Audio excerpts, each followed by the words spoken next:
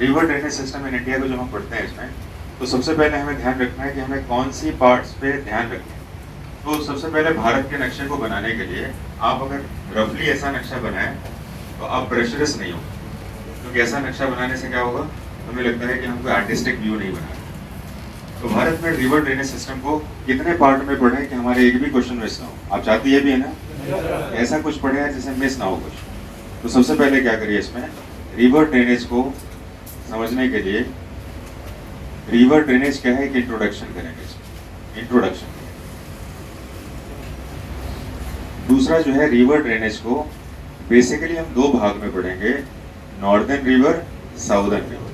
ये नॉर्थ और साउथ जब हम बात करते हैं इसमें, तो यहाँ पर जो है ये विंध्याचल रेंज एक की फैक्टर रोल प्ले करता है, क्योंकि नॉर्थ की रिवर को ये साउथ में नहीं आने देता और साउथ की रिवर को नॉर्थ में नहीं आने देता, जिसके कारण विंध्याचल रेंज को वाटर सेपरेटर भी कहते हैं। तो एग्जाम का बहुत ही ज्यादा क्वेश्चन पूछा जाता है इसमें कि which of the mountain range is known as water separator, इसको कहते हैं। सबसे पहले क्यों नदी वाला सेक्शन आ रहा है हमारे पास, तो हम सबसे पहले एक इंट्रोडक्शन में जो है सेपरेशन करेंगे। दूसरा सेक्शन हमारे पास जाएगा रिवर्स में हमारे पास आती है, उसमें हम फ्लो को कवर करें। आप कोशिश करेंगे सेक्शन को कवर करें। ठीक है सर। टाइप्स ऑफ रिवर्स में नॉर्दर्न और साउदर्न को फोकस करेंगे। ये नॉर्दर्न और साउदर्न का मेनली सेपरेशन जो होता है ये है विंध्याचल। विंध्याचल को क्यों कहते हैं हम सेपरेशन, क्योंकि ये नॉर्थ की रिवर को साउथ में नहीं और साउथ की रिवर को नॉर्थ में नहीं जाने देती, इसलिए हमारा ये टाइप हो गया। अब इनके हम जब हम रिवर्स को पढ़ रहे होते हैं ना, तो एग्जाम के दो क्वेश्चन हमें थोड़े समझ में नहीं आते कि नॉर्थ की रिवर का पाथ जो है वो क्या है, पाथ फ्लो पाथ क्या होता है, यानी कि बहने का तरीका। फ्लो पाथ से भी क्वेश्चन आते हैं आपके, ये फ्लो पाथ को थोड़ा समझाइए। जैसे कि नॉर्थ के रिवर्स जो रहते हैं वो एंटीसीडेंट चलते हैं। एंटीसीडेंट का मतलब होता है पूर्वगामी, पहले से ही निर्धारित। और साउथ के रिवर्स को कहते हैं कंसीक्वेंट, जो जिसको कहते हैं अनुगामी। तो कंसीक्वेंट अनुगामी क्या होता है, इस फ्लो पाथ को भी थोड़ा सा समझना है। और हमारे पास नेक्स्ट सेक्शन आएगा इसमें रिवर्स का ओरिजिन। रिवर्स का ओरिजिन एक सिंपल क्वेश्चन मानते हैं, क्योंकि ये मैच द फॉलोइंग में क्वेश्चन ज्यादा पूछ लेगा, ठीक है। हालांकि ओरिजिन अब पुराना हो चुका है, लेकिन इसके साथ इस क्वेश्चन को थोड़ा सा ज्यादा टिपिकल बनाने के लिए इन रिवर्स की ट्रिब्यूटरीज को पूछा जाता है। ट्रिब्यूटरी जानते हैं क्या होता है, सहायक नदी है जिसको कहते हैं। हर नदी की सहायक नदी है, जैसे गंगा की सहायक नदी यमुना हमने सुना होगा, है कि नहीं। उसी तरह से सिंधु की सहायक नदी है, गंगा की सहायक नदी है, ब्रह्मपुत्र की सहायक नदी है।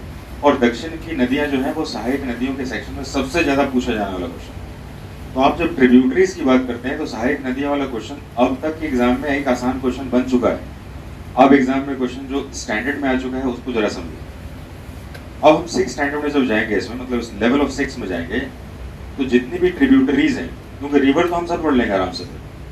नॉर्दर्न रिवर में हमारे देखो क्या है कि सिंधु का अपवाद तंत्र, drainage of river Sindhu, Sindhu का के बाद गंगा का अपवाद तंत्र, drainage of Ganga, drainage of Brahmaputra, ये सब बहुत आसान हो जाए।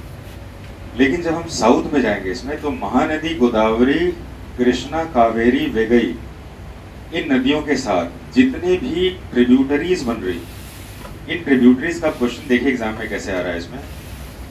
ये महानदी हो गया, ये गोदावरी हो गया, ये कृष्णा हो गया, ये कावेरी हो गया, ये वेगई हो गया। ये तो आसान हो गया कि इनको नॉर्थ से साउथ लगाइए। अब क्वेश्चन यहाँ पर आ जाता है इनके, जैसे कि तुंगभद्रा, भीमा, इनकी सहायक नदियों को जब पूछा जाता है और कहा जाता है इनको उत्तर से दक्षिण में सजाइए सहायक नदियों, तब ये एग्जाम का बहुत ही स्टैंडर्ड क्वेश्चन है। और अभी का एग्जाम इसको, इस टॉपिक को थोड़ा सा कॉम्प्लेक्स करने के लिए रिवर के साथ साथ रिवर की ट्रिब्यूटरीज को पूछ रहा है, और ट्रिब्यूटरीज को भी पूछ रहा है कैसे, तो इनको नॉर्थ से साउथ में अरेंज करने के लिए। क्लियर। तो हमारा ये बहुत बहुत बढ़िया सेक्शन होगा इसमें। दूसरा, रिवर का जो फ्लो पाथ है, फ्लो पाथ में एक बहुत बेसिक ध्यान हमें रखना है इसमें कि फ्लो पाथ बेसिकली जो है होता कैसे। जैसे कि हमारा इंडिया का मैप है, दोबारा एक इंडिया का मैप बना रहा हूँ उसमें। तो जो हम पेनिनसुलर रिवर में बात करते हैं, दक्षिण भारत की नदियों में बात करते हैं इसमें, तो दक्षिण भारत की नदियों का जो फ्लो पाथ, इसको इस डायग्राम से अगर पढ़ेंगे आप इसमें, तो बहुत ही सिंपल सा कंसेप्ट हो जाएगा। अच्छा, इसमें बताइए स्लोप ईस्ट में है कि वेस्ट में है? ईस्ट में है कि नहीं? ईस्ट वेस्ट कैसे डिसाइड करते हैं, देखिए कंपास बना लेते हैं, ईस्ट वेस्ट नॉर्थ साउथ। तो इस तरह से जो स्लोप बना हुआ, I hope that the back benchers are also perceiving this. क्या दिख रहा है आपको? हाथ खड़ा करके बताइए दिख रहा है तो हो गया, ठीक। तो इस बेसिस पर बताइए कि पेनिनसुलर या प्रायद्वीप नदियां का स्लोप कहाँ पर है, कहाँ पर बहती है ये? ईस्ट में। तो इसके कारण दक्षिण भारत की जितनी भी नदियां हैं वो ईस्ट में फ्लो करती हैं, और रीजन इसका क्या है, इसमें ईस्टर्न घाट वेस्टर्न घाट से नीचे है। Is it clear? और इसीलिए दक्षिण भारत की सारी नदियां जो हम देख रहे हैं यहाँ पर जो गिर रही है, ये नीचे की तरफ गिर रहे हैं, लेकिन उत्तर भारत में जो नदियां गिरती हैं, जो पश्चिम में गिर रही हैं, वो पश्चिम में सिर्फ एक ही जगह से गिर रही हैं, और इस जगह का नाम है खंबात की खाड़ी। कल मैंने दूसरा नाम क्या बताया था? काम्बे की खाड़ी, गल्फ ऑफ काम्बे। यानी कि वेस्ट में गिरने वाला जो है रिवर्स माही, साबरमती, नर्मदा, ताप्ती, ये कहाँ गिरती है? काम्बे की खाड़ी में। और बाकी सब नदियां जो है ये पूर्वी घाट में अलग अलग घाटों का निर्माण करती हैं और ये गिरती हैं। और यहाँ पर नेक्स्ट एक दो वर्ड आता है जिसके ऊपर क्वेश्चन मेरे ख्याल से बहुत ही सिंपल क्वेश्चन हो चुका है इसमें, और इस क्वेश्चन का नाम है आपका डेल्टा एंड एस्चुरी।